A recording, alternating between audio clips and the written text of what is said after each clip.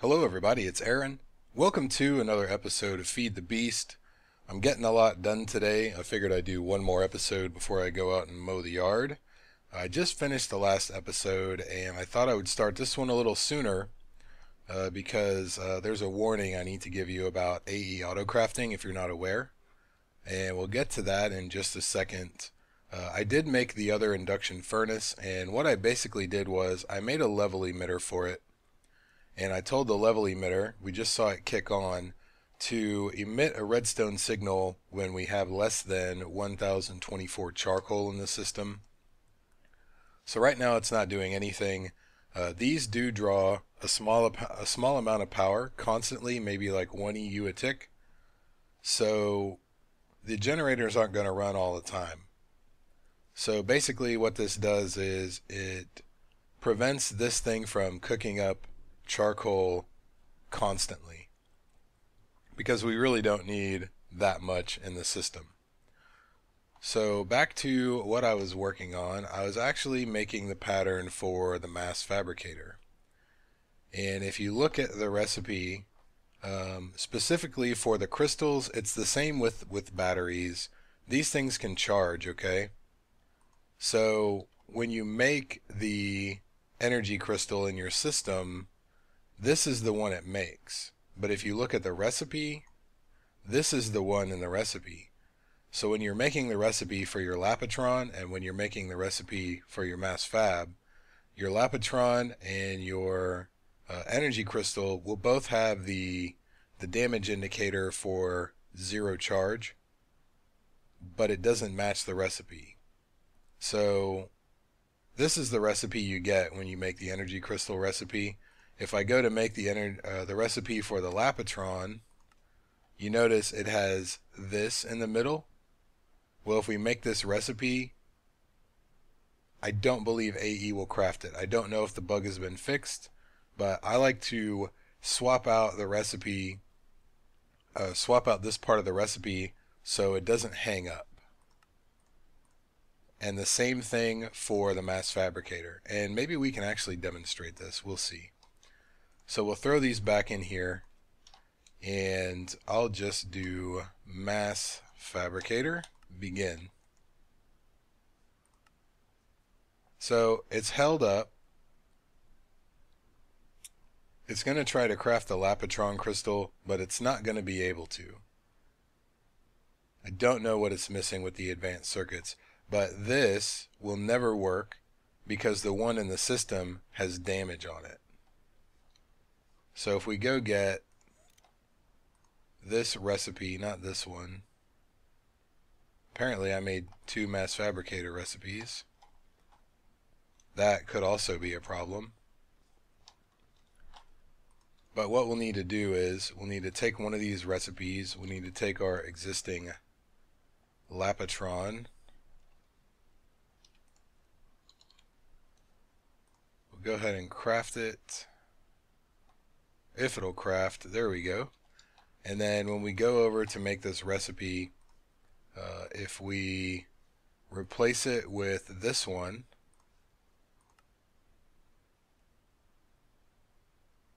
hopefully that encoded. We'll see. Yep. Okay. So if we throw this back in here, now if we make it, we shouldn't have a hang up. I have to clear it out, I guess. It was still trying to make it. Third time's a charm. Now it's held on the advanced circuit, which I may not have a recipe for. I don't. So that is an issue. Alright, so we'll throw that recipe in there as well. Now it's making everything it needs to make. We'll have a mass fab right now. So there's our mass fabricator. I already put the recycler recipe in here as well. So we're going to need 10 of these. And I put in the recipe for the igneous extruder, I think. Yep. I just have to type it correctly. We'll do 10 of those. The reason I'm making 10 is because if we use one generator, which we already have over here, this thing generates 10 EU per tick. So if we have 10 recyclers, they actually use 1 EU per tick, so this will power all of our recyclers with 0 wasted energy. So we have 10 of those. What else? Igneous, 10 of these. We're going to need some cells, which I don't have a pattern for.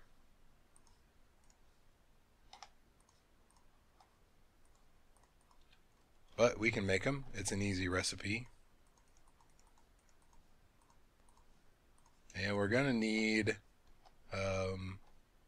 1 each lava and water cell per igneous extruder. So this is our one generator. We're going to need another export bus. Just basic will be fine. And I don't know if we'll get around to powering the mass fab this episode. I guess we'll see. I have a router and I have a bandwidth upgrade, so that'll be nice. And we'll need an import bus as well. And we only probably need a basic. And we'll need some ME cable. Alright, so how I want to do this is I'm going to put a space in between this generator and the new generator. It's not necessary, but I just like to segregate it a little bit. If I run the cable off the top, then the cable would connect if I put them next to each other. So what do we want? One more export bus, so we'll put that there. We'll put that there. We'll tell this one to send charcoal to this one as well. And I'm not going to put this one on a bat box since it's really unnecessary. So we can run the cable. I didn't bring any fiber cable. I should just always keep fiber cable in my pocket. So we'll run this fiber cable like this.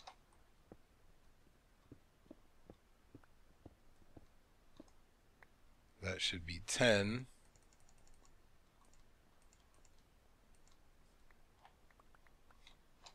And then we will throw all our recyclers down. Probably starting there will be good.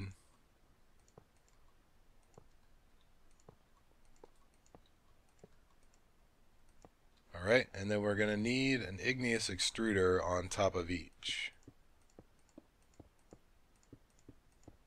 My rationality for this is if we output these on the bottom, which is default,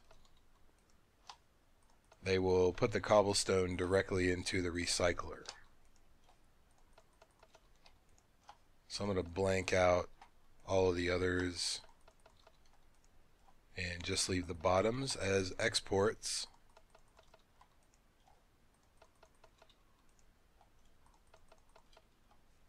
And now we just need to fill these up with water, lava, and that will do it. And I was gonna actually, let's move one of these so we can run our cable, our ME cable underneath it.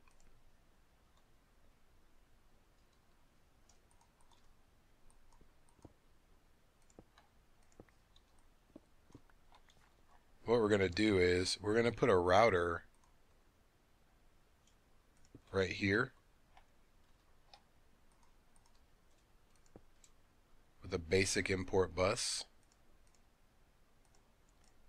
We're going to have the router take all the scrap out of the recyclers and put it back into the ME network.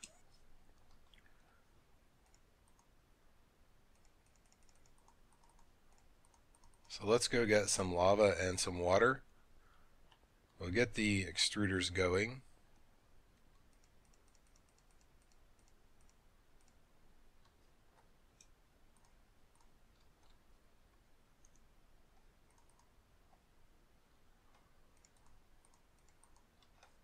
And I don't think I have an endless pool down here. We'll probably have to go outside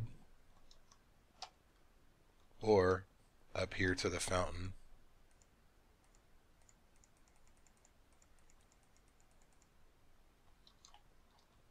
Alright, 10 and 10. Hate it when it does that. We come back down here, we'll click each one of these on an igneous extruder. I believe it's set to cobblestone by default. You see it lights up that we have lava and water in each. And now each of the recyclers will start working since it has stuff to recycle. So this one is set on insert right now. As soon as we have some scrap in there, I think we want to pull from, let's see, that is east. We'll extract from east sides. You see we're getting scrap. We should not get any cobblestone since these are off on the back. The only output is the bottom. If we did extract from bottom sides, it would probably see all of these guys and all of these guys, and that would be a problem. We're probably not even going to need the bandwidth upgrade for this, so I'll just leave it at that. And I suppose what we could do, if we really wanted to, we could put our mass fabricator anywhere, and all we need on that is one import bus, one export bus. Let's put it back here, I suppose. We can hook it up to, well, I don't want to hook it up to that generator, so that's not going to do any good. We just need to have access to fiber cable and ME cable.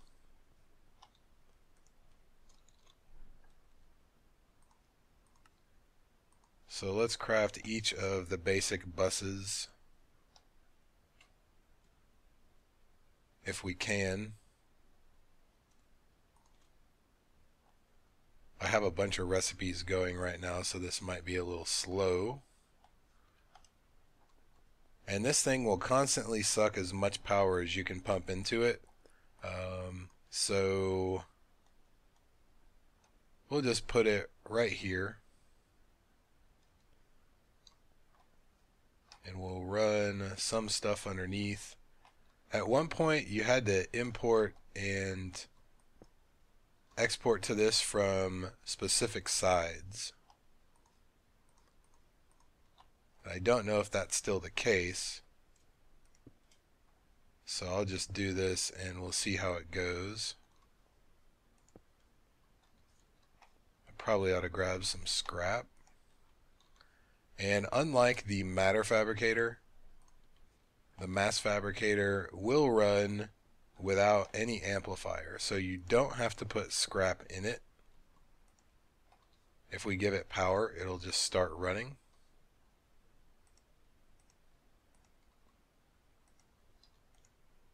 It does take a lot, and the progress will be very slow. You put that in, it amplifies it, so it'll run without it, but it's better to have it. I can no longer get to that export bus. Actually, that's the import bus. That'll be why. So if we put scrap on this, it puts it in the correct slot. It amplifies, so the progress goes way up. Later on, when we have enough power to give this thing, you don't even really need to give it any scrap at all. If you give it enough power, it'll go this fast anyway. So this may not be quite enough recyclers for this setup, but it's all I really want to dedicate to it. It's not a huge issue. It's just something I want to do because we're going to need UU matter in the future. And I figure we might as well go ahead and get it started. And just let it do its thing. Scrap boxes actually amplify this more. So if we wanted to make scrap boxes to put in there, we could. I don't know if I want to take another crafting cycle though. So I'm not really going to mess with it, but just to show you the difference. That's how fast it's climbing with scrap. Scrap boxes don't increase the progress, they just amplify it for longer. So one scrap box will last longer than one piece of scrap. It's kind of like storing your iron in a block instead of an ingot. So after that runs out, the scrap will continue to go in there. Like I said, I don't want to tie up a crafting cycle with the scrap boxes, so I'm not going to do it. What I have done before is use a force pipe with the upgraded item card to craft things like that, so that my system doesn't have to. But it's not really that important. So what I want to do to monitor this is to make a monitor. Pardon the pun. I've already got the level emitter pattern because I needed to make one before. So we'll throw this in here. We'll make 2 monitors, hopefully. And we're going to need to craft a quartz wrench. So give me some of this.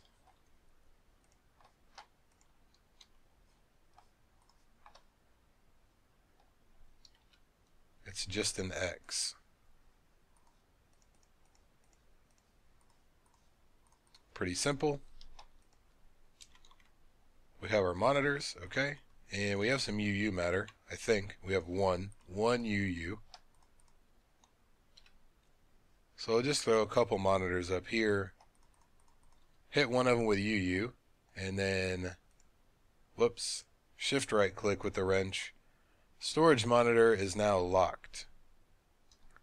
And I don't know what else we need to monitor.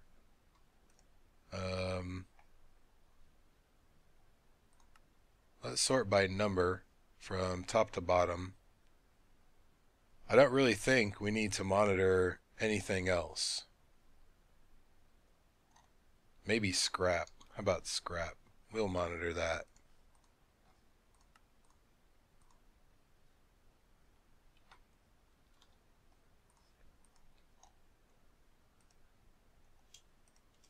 Just so we can kind of see what's going on with it.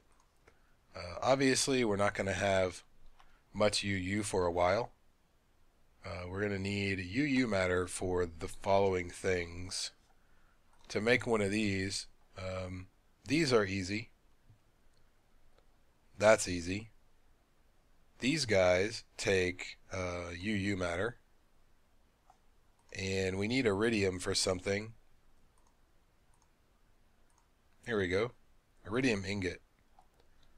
So basically what I'll do is I'll set up the UU recipe for iridium, since I don't think it shows up in the world if you don't have GregTech. So we actually have to make iridium with UU. The pattern is, I believe it's like this. That'll give you 1 raw iridium, and then you have to compress it if this were UU matter. So basically we're going to need a ton of UU matter to end up with an ultimate hybrid solar panel, at which point we will use that to power the mass fabricator to make more UU matter, and then it's just an endless cycle, more solar panels, more UU, and so on and so forth. Once we're getting a steady supply of UU matter, then we can start using the ultimate solar panels for other things. Like, I know people have told me that the MFR laser drill is a waste of time, but I still want to check it out just because I don't know what else we'll need to use that power for. But if we want to make a quantum network bridge, ultimate solars are great for that. When I start bees, I'm gonna need that on the other end so I can access the ME network, stuff like that. So there's our setup: one mass fabricator, 10 recyclers, 10 igneous extruders, one generator for the recyclers, and I think that's 10. But this is actually shared between these machines, which don't really use that much at all, and the mass fab. So that is going to do it for this episode. Not sure what we're going to do in the next episode. It'll probably be a couple of days before I record another one. So hopefully we'll have plenty of UU matter. Maybe we can make a bunch of patterns and get an ultimate hybrid solar panel, and then greatly increase our UU production. So that'll do it. If you have any questions or comments, please leave them down below. Thanks for watching, guys. I'll see you next time.